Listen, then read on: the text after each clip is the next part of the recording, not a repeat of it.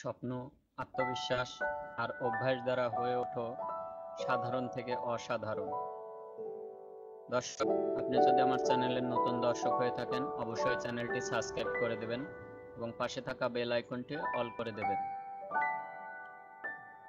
তুমি ভাবছো তোমার জীবনের লক্ষ্য সুনির্দিষ্ট করা আছে, তাই তো? আমাদের মধ্যে অনেকের হয়তো জীবনের লক্ষ্য স্থির করা থাকে। সেটা শর্ট টার্মস হতে পারে অথবা লং টার্মস হতে পারে। আমরা নিজেকে কোথায় দেখতে চাই বা কি করলে আমরা সেই অবস্থায় পৌঁছাতে পারবো, তার জন্য একটা লক্ষ্যের তালিকা বানিয়ে ফেলি। তুমি কি কখনো তোমার লক্ষ্যগুলো নিয়ে বিবেচনা করে দেখেছো? বর্তমানে এই মডার্ন সোসাইটিতে আমরা যে লক্ষ্যগুলো নির্বাচন করে থাকি তা বেশিরভাগ ক্ষেত্রে আমাদের পরিবার, সমাজ, রাষ্ট্র কিংবা সোশ্যাল মিডিয়ায় ইনফ্লুয়েন্স দ্বারা নির্ধারিত হয়। তবে এসব কিছুর বাইরে তোমার অন্য কিছু করার ইচ্ছাও থাকতে পারে, কিংবা তুমি পারিপার্শ্বিকের নির্ধারণ করা লক্ষ্যের অনুসারী হতে পারো। তবে তার আগে একবার নিজেকে প্রশ্ন করো, উপলব্ধি করো, অন্তরের অন্তরস্থল থেকে একটা উত্তর আসবেই। সেই পথটা অনুসরণ করো, কখনো বিফল হবে না। আজকাল মানুষ মানুষকে বিচার করে দুটো বিষয়ের নিরিখে: এক, তার ব্যাংক অ্যাকাউন্টে কত টাকা আছে; দুই, সে কোন পরিচয় বহন করে, অর্থাৎ নামের পূর্বে কোনো খ্যাতি সুলভ উপাধি আছে কিনা। এর বাইরেও মানুষকে মানুষ নতুনভাবে আবিষ্কার করতে পারে, সাধারণ দৃষ্টিভঙ্গির থেকে ঊর্ধ্বে উঠে অসাধারণ জীবনযাপন প্রণালী গ্রহণ করে, সবার থেকে আলাদা হতে পারে, যা তার জীবনকে সুখী, আনন্দিত ও সাফল্যমণ্ডিত করে তুলতে পারবে। চলো তাহলে জেনে নেওয়া যাক যে আমাদের জীবনের যে অদম্য ইচ্ছা শক্তি, স্বপ্ন আর বিশ্বাস নিয়ে কিভাবে আমরা আমাদের জীবনে অসাধারণ হয়ে উঠতে পারি। তার আগে বলে নিই, আপনি অবশ্যই আমার চ্যানেলটি সাবস্ক্রাইব করুন এবং পাশে থাকা বেল আইকনটি অল করে দিন। ভিডিওটি অবশ্যই আপনার কোনো না কোনো কাজে আসবে।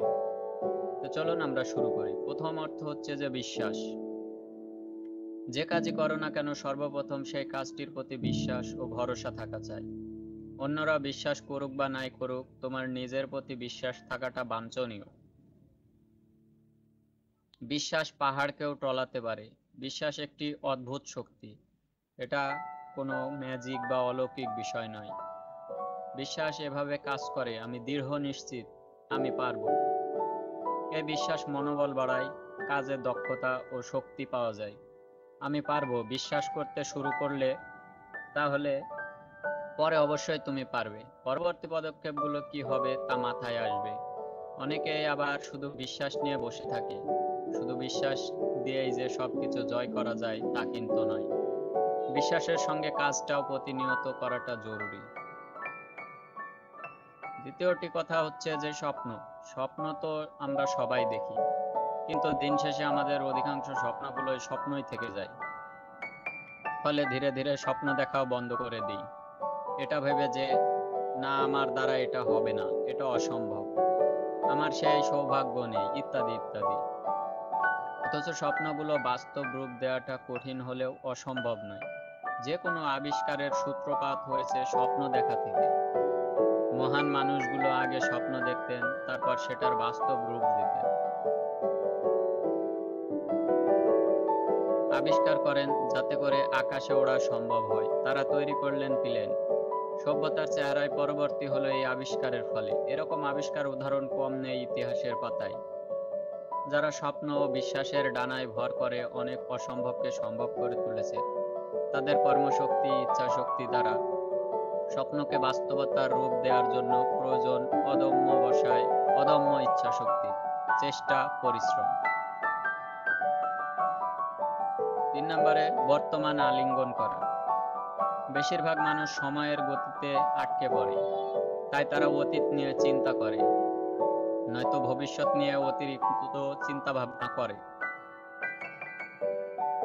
আর এর মাধ্যমেই আমরা আমাদের মহামূল্যবান জিনিস অর্থাৎ বর্তমান মুহূর্তগুলি নষ্ট করে ফেলি। সময়ের মূল্য দিতে হলে বর্তমানে প্রতিটি মুহূর্তে অনুভব করতে হবে এবং সবকিছু ভুলে এই মুহূর্তকেই কাজে লাগাতে হবে। অতীত আর ভবিষ্যৎ নিয়ে মাঝে মাঝে আমাদের মনে চিন্তা আসবে এবং সেগুলো নিয়ে চিন্তা করারও প্রয়োজন রয়েছে। কিন্তু এটা যেন কোনোভাবে প্রয়োজনের অতিরিক্ত না হয়। কখনোই মনের ভেতর অতীত ভবিষ্যৎ নিয়ে চিন্তা বাড়বে এটা তুমি বুঝতে পারবে না, আর এ কারণে তোমার মনের ভিতরে অনেক খারাপ প্রভাব ফেলবে। সঙ্গে সঙ্গে নিজের ভাবনাকে বর্তমানে নিয়ে এসো, কারণ তোমার অস্তিত্ব বর্তমানে এবং এখনই। যদি আগামীকাল সুন্দর করতে চাও তাহলে বর্তমানকে গুরুত্ব দিতে হবে। 4 নম্বরে যে বিষয়টি, নিজেকেই সমস্যার সমাধান বের করার চেষ্টা করতে হবে।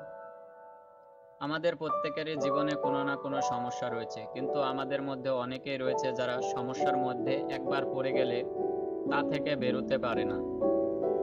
নিজের সমস্যাটাকে এত বড় করে দেখে যে তারা সমাধান করার বদলে সমস্যাটাকে আরো বাড়িয়ে তোলে। কিন্তু যখনই কোনো সমস্যায় পড়বে নিজেকে প্রশ্ন করো, এই ব্যাপারে আমি কি করতে পারি? তখন তোমার মস্তিষ্ক সমাধান পদ্ধতি বের করার জন্য কাজ শুরু করে দেবে। আমরা সমাধানের বদলে অন্যের উপর দোষারোপ শুরু করি। অন্যের উপর যখনই দোষারোপ শুরু করা হয় তখনই সমাধানের পথটি বন্ধ হয়ে যায়। যদি এরকমটা ভাবো যে আমি মনে হয় পারবো না, তাহলে তোমার মস্তিষ্ক সমাধান খোঁজা বন্ধ করে দেবে। সবসময় মনে রাখতে হবে, সমস্যা থাকলে তার সমাধান থাকবে। সমাধান ছাড়া পৃথিবীতে কোনো সমস্যা নেই। কিন্তু সমাধান হয়তো খুব সহজ, কিন্তু অনেক সময় তা কঠিন হয়ে যায়। তবে সমাধান ঠিকই আছে, নিজের উপর বিশ্বাস রাখতে হবে। 5 নাম্বার যে কথাটি বলবো সেটা হচ্ছে অভ্যাস। যে কোনো কাজকে তুমি তোমার অভ্যাস দ্বারা পরিচালিত করো। ধরো তুমি যদি ভোর 6টায় বা 5টায় ঘুম থেকে উঠতে চাও, তাহলে ভালো হয় 7টা থেকে শুরু করলে। কারণ প্রথম 2-3 দিন 5টায় উঠতে পারবে না, কিন্তু চাইলে তুমি 7টায় উঠতে পারবে। প্রত্যেকদিন আরো 5 মিনিট করে আগে ওঠার চেষ্টা করো। এভাবেই একদিন তুমি 5টায় উঠতে পারবে। যে কোনো বদ অভ্যাস একেবারে বাদ দেওয়া সম্ভব নয়, এতে মস্তিষ্ক ও শরীরের ওপর চাপ পড়ে। তাই ধীরে ধীরে ছোট ছোট অভ্যাস অনুশীলনের মাধ্যমে নতুন অভ্যাস গঠন করতে হবে। 6 নাম্বার যে কথাটি বলবো সেটি হচ্ছে টাইম ম্যানেজমেন্ট। তুমি তোমার টাইম ম্যানেজমেন্ট করে চলার অভ্যাস তৈরি করো, অর্থাৎ তোমার দৈনন্দিন জীবনে 20% কাজে তোমাকে 80% ফলাফল এনে দেবে। যেমন ধরো পড়াশোনার ক্ষেত্রে 80 থেকে 20 প্রিন্সিপাল কিভাবে ব্যবহার করবে। যে কোনো সাবজেক্টে তোমার বইয়ের যতগুলো প্রশ্ন আছে তার মধ্যে 20% প্রশ্ন এমন যেগুলো খুব গুরুত্বপূর্ণ। অনেক সময় বিগত 5 বছরের প্রশ্নগুলো গুরুত্বপূর্ণ হয়ে থাকে। তুমি যদি ওই 20% প্রশ্ন আলাদা আলাদা বেছে নিয়ে তারপর সেগুলোর উপর বেশি জোরদার দাও, তাহলে ওই 20% প্রশ্ন থেকে তোমার 80 মার্ক চলে আসবে। এর ফলে খুব অল্প পড়েও তুমি তোমার বন্ধুদের থেকে বেশি মার্ক পেতে পারো। তার মানে এই নয় যে তুমি কম পড়াশোনা করবে, পড়তে তোমাকে হবেই, কিন্তু বুদ্ধি খাটিয়ে, অর্থাৎ 80-20 রুলস অনুসরণ করার মাধ্যমেই তুমি সারা দিন কি কি কাজ করো তার একটা লিস্ট বানাও।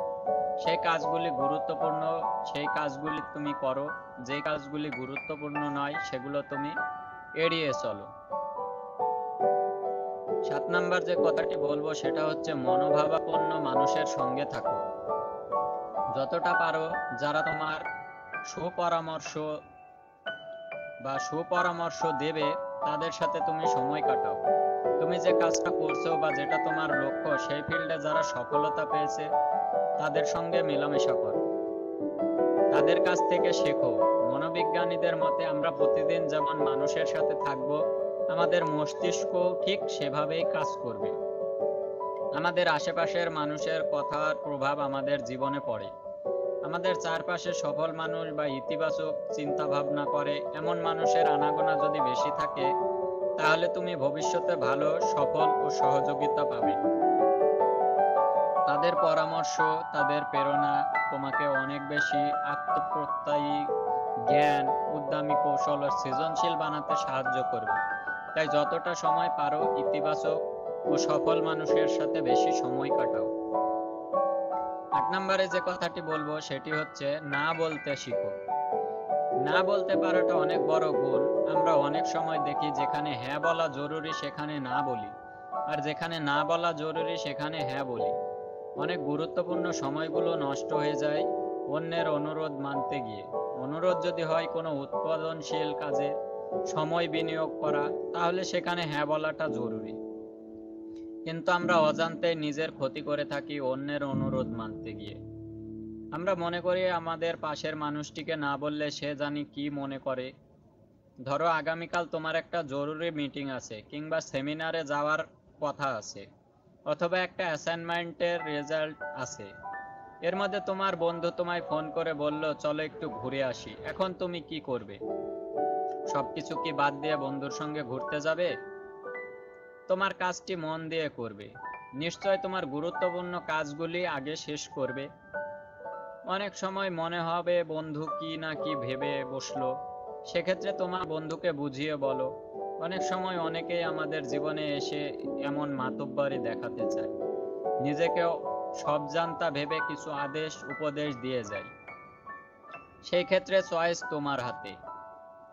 তার সব আদেশ গ্রহণ করবে নাকি তাকে সম্মানের সাথে না বলবে। জীবনে না বলতে শেখাটা অনেক বেশি জরুরি। সবাইকে খুশি